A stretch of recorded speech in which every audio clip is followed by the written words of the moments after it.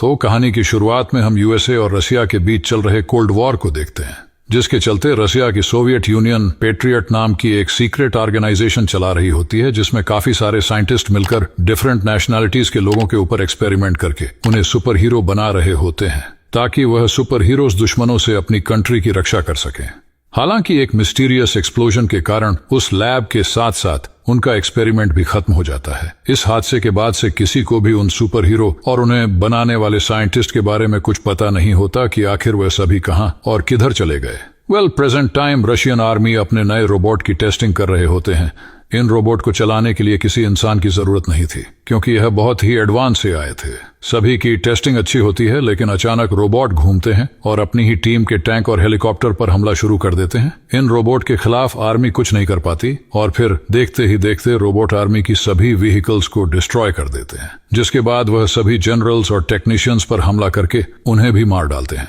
तभी हमें पता चलता है कि इस हमले के पीछे डॉक्टर कुराटोव का हाथ है, जो कि बहुत सालों पहले पेट्रियट प्रोजेक्ट के साइंटिस्ट में से एक था। डॉक्टर कुराटोव के पास काफी सुपर पावर आ चुकी थी, जिनसे वह बिजली पैदा करके मशीनों को कंट्रोल कर सकता था, और वो उन सभी रोबोट को कंट्रोल करके अपने साथ ले जाता है। कुछ समय के बाद मिनिस्ट्री ऑफ डिफेंस इंसिडेंट के बारे में जानकारी निकालने के लिए मीटिंग रखते हैं, जहां मेजर जनरल निकोलाय सबको कोल्ड वॉर के दौरान हुई घटनाओं के बारे में बताते हैं कि 1940 में कुराटोव नाम का डॉक्टर पेट्रियट प्रोजेक्ट के टेक्नोलॉजीज डिपार्टमेंट में इंचार्ज था, जहां कुराटोव मॉड्यूल 1 नाम की एक ऐसे प्रोजेक्ट पर काम कर रहा था जिसमें एक रिमोट के द्वारा किसी भी व्हीकल को कंट्रोल किया जा सके, पर उसका एक्सपेरिमेंट फेल हो गया, जिसके कारण उसका प्रोजेक्ट बंद करवा दिया। इसके बाद पूरा पेट्रियट प्रोजेक्ट के हेड प्रोफेसर विक्टर से ज्वेलर्स होने लगा, क्योंकि विक्टर का इंसानों को सुपर पावर बनाने वाला एक्सपेरिमेंट सफल हो गया था। इसलिए कुराटोव ने अपने पर्सनल एक्सपेरिमेंट के लिए विक्टर की रिसर्च को चुराने का फैसला किया। असल में वह विक्टर को पीछे करके खुद को एक ग्रेट साइंटिस्ट बनाना चाहता था।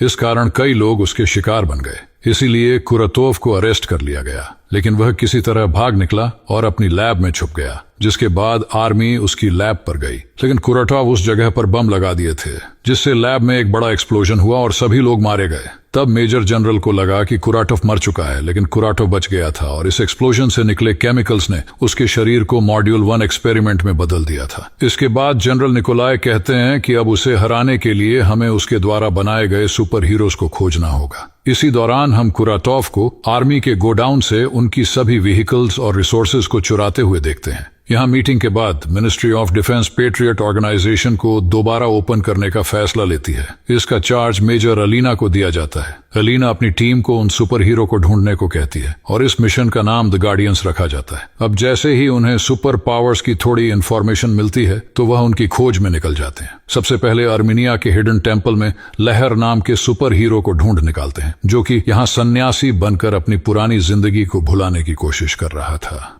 अलीना उससे पेट्रियट प्रोजेक्ट के बारे में बात करती है। तब लहर अपनी पावर्स को दिखाते हुए पत्थरों को हवा में उठा लेता है और अलीना से कहता है कि मैं उस प्रोजेक्ट के साथ काम नहीं करना चाहता। लेकिन जब अलीना उसे बताती है कि कुराटोव जिंदा है, तो लहर उनके प्रोजेक्ट में काम करने के लिए मान जाता है, क्योंकि लहर को कुराटोव से बदला लेना है।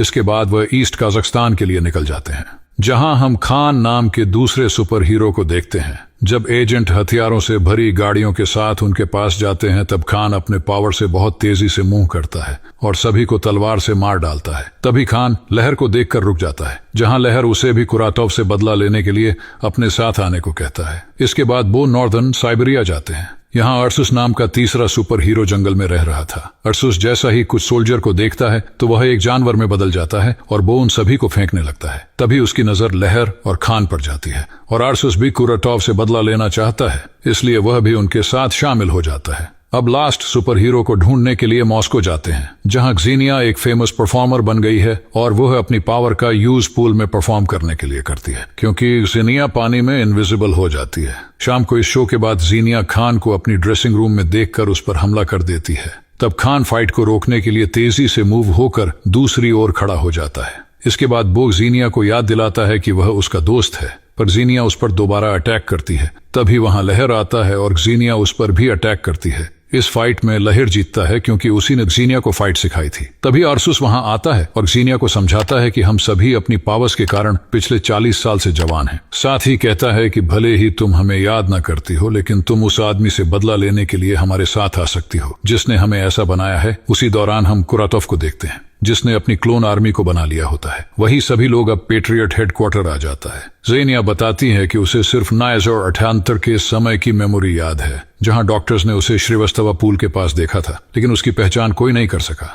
उसे सिर्फ उसकी रिंग से अपना नाम पता चला, लेकिन डॉक्टर ने कहा था कि टाइम के साथ उसकी मेमोरी वापस आ जाएगी, लेकिन अभी तक ऐसा नहीं हुआ था। इसके बाद ज़ेनिया ने नोटिस किया कि उसकी एज पड़ नहीं रही है, इसलिए वह लोगों की नजर में आने से बचने के लिए ट्रैवल करने लगी थी। यहाँ पर वो अपनी पावर्स के बारे में बताती है कि वह पानी में इनविजिबल हो सकती है और किसी भी सिचुएशन के अकॉर्डिंग अपनी बॉडी के टेम्परेचर को कंट्रोल कर सकती है। इसी दौरान अलीना की टीम का एक ऑफिसर वहां आता है और उन्हें बताता है कि उन्होंने कुरातोव को एक कबाड़ खाने में नोटिस किया है और वह उस एरिया को अपने कमांड सेंटर की तरह यूज कर रहा है। इसके बाद सभी उस जगह पर पहुंचते हैं जहां बारिश होते देख ज़ेनिया खुश हो जाती है और पानी में जाकर इनविजिबल हो जाती है। तभी उन्हें पता चलता है कि किसी ने उनके सिग्नल को जाम कर दिया है, इसलिए वह भी हेडक्वार्टर से कम्युनिकेट नहीं कर पाएंगे।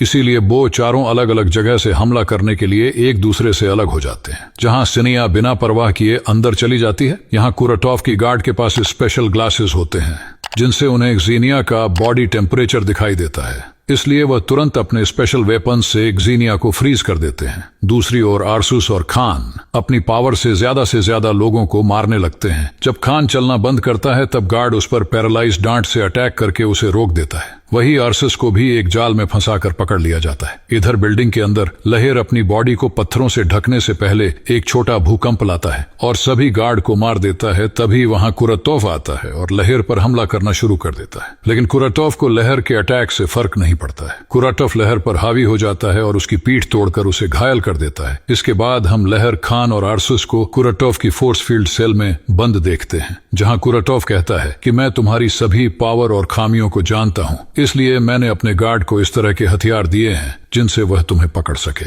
यहाँ पर कुरातोव उन लोगों को अपने साथ जोड़ने के लिए कहता है, पर आर्सूस उसका साथ देने से साफ मना कर देता है, जिस पर कुरातोव उन्हें सोचने के लिए 24 घंटे का समय देता है। तभी आर्सूस अपना चाकू को कुरातोव की ओर फेंकता है, लेकिन यह एक फोर्स फील्ड सेल है, इसीलिए उसका चाकू वहां से बाहर नहीं निकलता। इसके बाद कुरातोव उस चुराए हुए टैंक को इकट्ठा करता है और पूरे शहर पर उनसे अटैक कर देता है। इस अटैक के बाद न्यूज पर बताया जाता है कि आर्मी के सभी टैंक को चोरों ने चुरा लिया है, साथ ही उनका स्पेस ट्रांसमीटर भी चुरा लिया गया है। इसके बाद वह बताते हैं कि एक गुमनाम दुश्मन मॉस्को की ओर अपनी आर्मी ले जा रहा है, जिस वजह से शहर के सभी लोग शहर छोड़कर भाग रहे हैं। यहाँ हमें पता चलता है कि कुरातोव ने जनरल दोलगोव के साथ सौदा किया था कि अगर वह सुपर हीरो को उसके हवाले कर देगा तो वह किसी भी चीज को अपने कंट्रोल में नहीं लेगा, पर कुरातोव दोलगोव की डील को भूलकर उसे मार डालता है। असल में कुरातोव अपने मॉडल प्रोजेक्ट को शुरू करने वाला था, जिसमें कुरातोव माइक्रोटेक यूज ट्रांसमीटर को ऑस्टिन की नो टावर और फेडरेशन टावर से जोड़कर रशियन सैटेलाइट को सिग्नल भेजेगा और इस सिग्नल के जाते ही वो सभी सैटेलाइट को अपने कंट्रोल में ले लेगा, जिससे धरती पर मौजूद सभी चीजें उसके कंट्रोल में आ जाएंगे।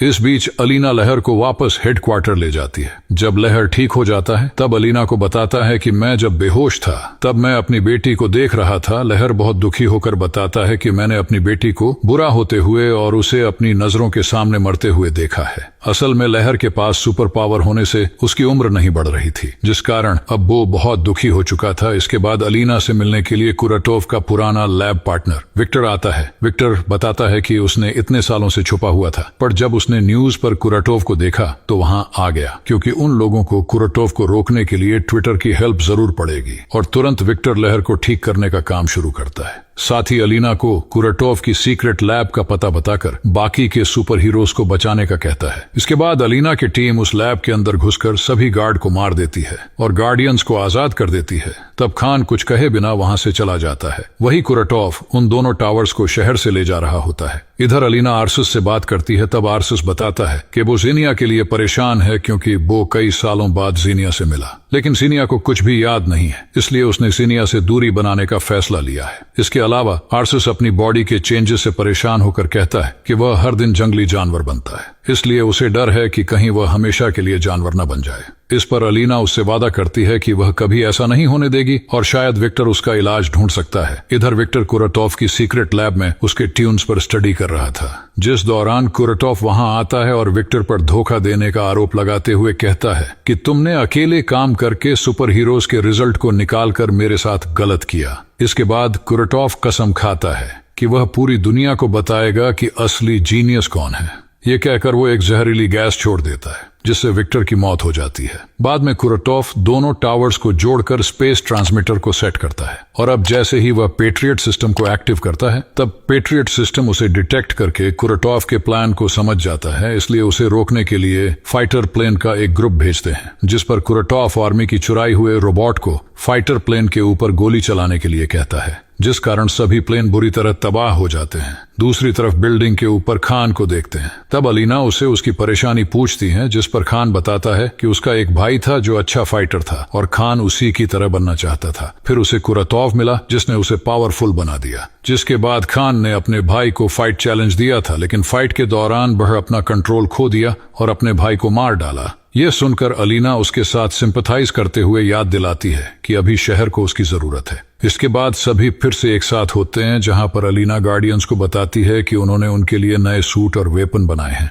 और आर्सुस को टारगेटिंग सिस्टम वाली एक तोप मिलती है। ये तोप आर्सुस की नर्वस सिस्टम से जुड़ेगी और जहां भी आर्सुस का फोकस होगा तो उसे अपना टारगेट बना लेगी। लेकिन इसके अलावा जब आर्सुस पूरी तरह बीस्ट मोड में बदलेगा, तब तो ये फुली ऑन ऑटोमेटिक हो जाएगी और वही खान का सूट उसे हर तरह के डैमेज से प्रोटेक्ट करेगा। सूट में बुलेट को रोकने के साथ साथ हर तरह के इंजेक्शन को रोकने की पावर होती है। अब लहर के सूट को देखते हैं, जिसकी मदद से नहर के पास हमेशा पत्थर मौजूद होंगे। साथ ही एक स्पेशल चाबुक देते हैं, जिससे अपनी इलेक्ट्रोमैग्नेटिक पावर को यूज करके दुश्मन को मार सकता है। भाई जीनिया को उसका सूट दिखाते हैं, जिसे पहनने के बाद जीनिया कभी भी इनविजिबल हो सकती है। साथ ही वह किसी भी चीज को टच करके उसे भी इनविजिबल कर सकती है। इसके बाद चारों अपने नए हथियारों के साथ प्रैक्टिस करते हैं। स्टार्टिंग में उन्हें प्रॉब्लम्स आती है, लेकिन अच्छी ट्रेनिंग के बाद उन्हें कंट्रोल करना सीख जाते हैं। यहाँ कुराटोव सिग्नल भेजने के लिए टावर्स को चार्ज कर रहा था, इसीलिए गार्डियंस टीम के पास उसे रोकने के लिए सिर्फ 1 ही घंटा होता है। इसीलिए गार्डियंस टीम टावर के फोर्स फील्ड को डिस्ट्रॉय करने का मिशन बनाती है, जिसके कंप्लीट होने के बाद उन्हें जल्दी से भागना होगा, क्योंकि जल्द ही रॉकेट लॉन्चेस पूरी मॉस्को को खत्म कर देंगे। इसके बाद लहर सबवे टनल से कुराटोव के एरिया में घुस जाता है और बड़ी आसानी से सभी गार्ड्स को मारने लगता है। दूसरी ओर आर्सुस और जीनिया सड़कों पर खड़े गार्ड से फाइट करता है।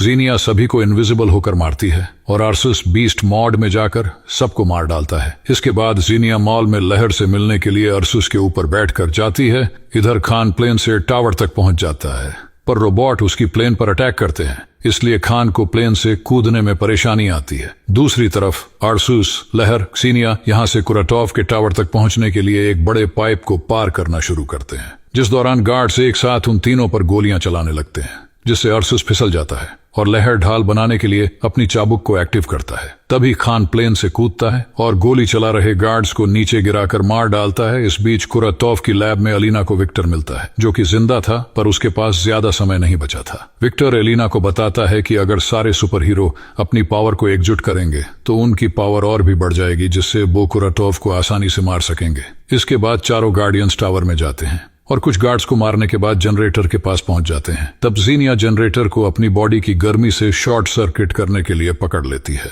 जिससे जीनिया को बहुत तकलीफ होती है, पर वह टावर के चारों तरफ फोर्स फील्ड को बंद करने में सक्सेसफुल हो जाती है और आर्सुस जीनिया को गिरने से ठीक पहले पकड़ लेता है। इसके बाद आर्मी टावर को डिस्ट्रॉय करके कुराटोव को मारना चाहती है, लेकिन अलीना उन्हें इंतजार करने के लिए कहती है ताकि गार्डियंस को कुराटोव से बदला लेने का चांस मिल सके। गार्डियंस कुराटोव से लड़ने उसके पास जाते हैं, जहां कुराटोव अपना पावर से आर्सुस के तोप और लहर के चाबुक को आसानी से डिसेबल कर देता है। इसके बाद वह खान को भी पीटता है। तभी जीनिया इनविजिबल होकर उसे चकमा देती है और लहर को छूकर उसे भी इनविजिबल बना देती है। इस तरह वह दोनों मिलकर चाबुक से कुराटोव को पकड़ लेते हैं। तब खान उसे ब्लेड से मारने की कोशिश करता है, लेकिन कुराटोव बहुत स्ट्रांग था, इसलिए वह खुद को शॉक वेव से फ्री करके तीनों गार्डियंस को पीछे धकेल देता है। तभी आर्सुस बीस्ट मोड में आकर कुराटोव पर अटैक करता है, लेकिन कुराटोव उसे भी मारकर घायल कर देता है। इसी दौरान आर्मी उस जगह को ब्लास्ट करने के लिए मिसाइल लॉन्च करने का ऑर्डर देती है। यहाँ खान एक प्लेन को उड़ते देखकर अपनी ब्लेड को उससे जोड़ता है और अपने सभी साथियों को लेकर वहां से दूर ले जाने लगता है। तभी कुरतोव उस प्लेन को कंट्रोल कर लेता है, इसलिए खान को लाइन काटनी पड़ती है। इसके बाद सभी एक नदी में गिर जाते हैं। ठीक उसी समय आर्मी मिसाइल लॉन्च करती है, लेकिन वह कुरतोव तक पहुंच पाती।